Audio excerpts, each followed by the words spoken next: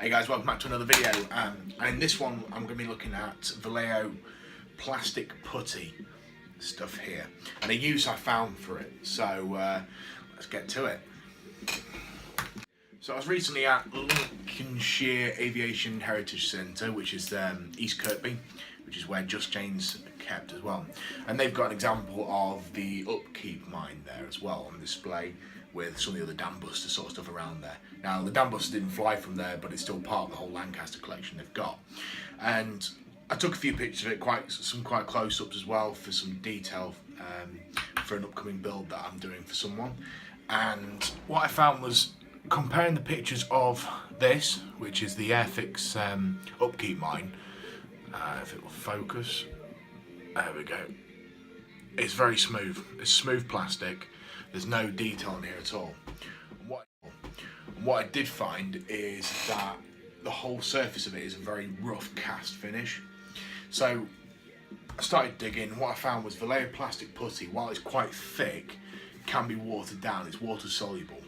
So in this, what I'm going to be doing is texturing the upkeep mine to give it a rough cast finish to make it look more authentic and more like the real thing as well. So what I'm going to do first, I've got a little soda drink lid. So this one's 7-Up, no promotion here. I've got the plastic putty here and I've got some water over there. What I'm going to do is put a small amount in here, so let's get it coming out. That should be plenty, more than enough that should, but we'll put a bit more in anyway just in case. Right. So you take a brush. I've got a brush that I specifically use for using plastic putty. Don't use your best brush. It does wash off, but it will probably wreck your brush as well, so do not use your best brushes for this. I'm just dipping it in the water, dragging a small amount across, and putting it into the lid. Just giving it a quick mix, see how we're getting on, see what consistency we're finding. So it's still quite thick. Let's get a bit more.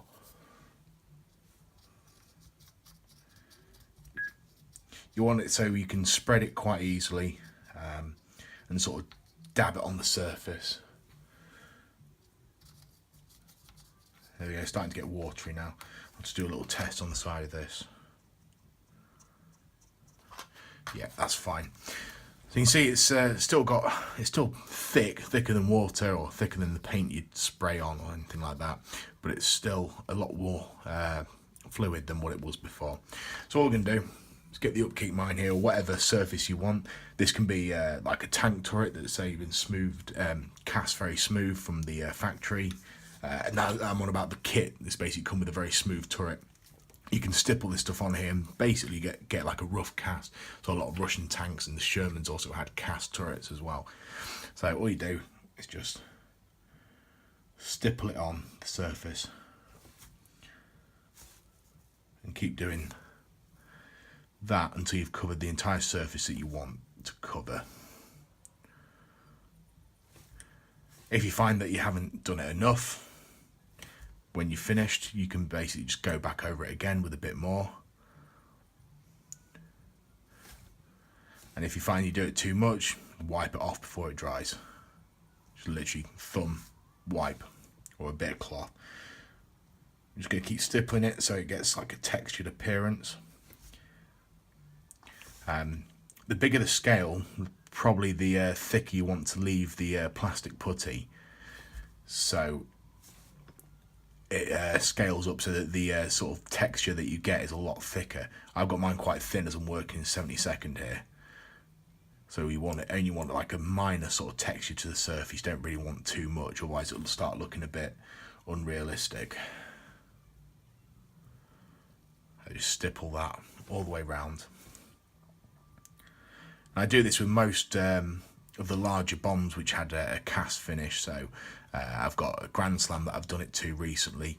I've got another one to do, which I'll texture the surface the same, but only the front half of the bomb on that, since the rear half was like a plate. It was rolled plate that was put on for the tail.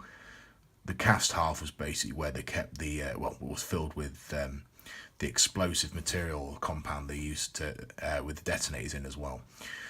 So only that half was really textured. The tall boys were the same. I believe, I'm not too sure about the cookies. I'm on about basically British ordnance here.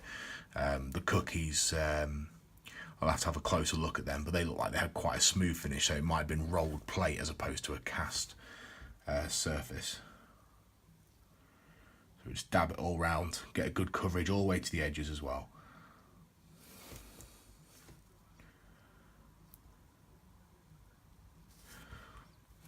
So anyway, any areas that it looks like it's got a bit too thick, when it starts to dry, you can just stipple it a little bit more.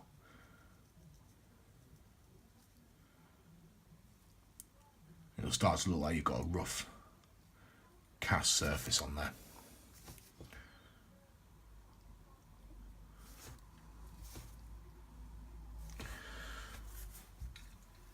Right, we'll let this dry now, and I'll do a close-up of it in a second. So thanks for watching. If you've got any questions about this stuff, Vallejo plastic putty, please ask me in the comments below. Other uses I have found for it as well.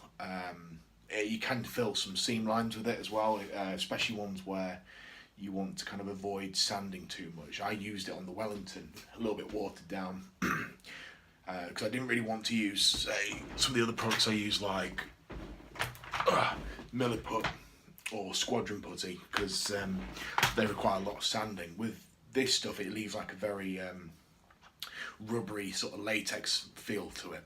It doesn't sound very well, but what you can do is lay it on and then cut it off really gently. The reason why I didn't want to do too much sanding on the Wellington one was it had a lot of surface detail from the scallops between sort of the runners all the way down the fuselage, where the canvas had stretched over that. And if I'd got rid of that detail, it looked really flat over the top of there. It had been a bit too obvious and ruined it a little bit.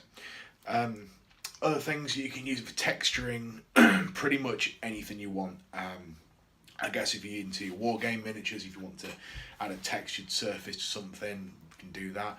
In terms of real steel stuff, just trying to think.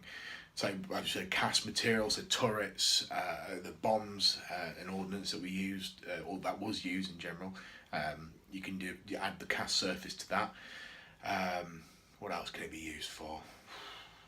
Mud. I guess you could, if you wanted to do a build-up of mud on a tank or on the wheels of something, you can add that onto there.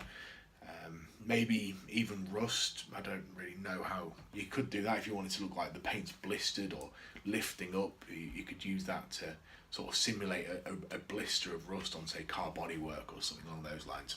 Anyway, if you found this useful, let us know. Leave a like if you enjoyed the video, and don't forget to subscribe. Buttons down that way, little bell notifications next to it as well if you want notifications when the next video's out. As always, have fun, happy modelling.